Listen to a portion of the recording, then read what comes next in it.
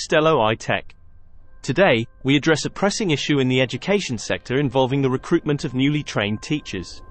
Former National Secretary of the Teacher Trainees Association of Ghana, Mr. Agboni Nicholas Kelvin, has called on the Ghana Education Service, GES, and the Ministry of Education, MoE, to explain the delay in recruiting newly trained teachers.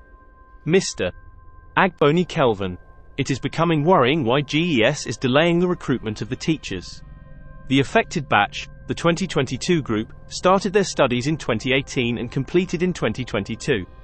They sat for their licensure examination in September 2023, and results were released in December 2023. Additionally, they completed their mandatory one-year national service in December 2023. Mr. Agboni Kelvin: GES and MoE must take a bold decision to open the recruitment portal for recruitment of the teachers. It's long overdue. The delay in recruitment is causing significant concern among the newly trained teachers who are eagerly awaiting employment opportunities. Let's join Mr. Agboni Kelvin in calling on the Ghana Education Service and the Ministry of Education to address this issue promptly.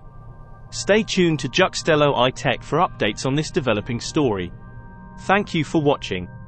Don't forget to like and subscribe for more educational news and insights. Until next time.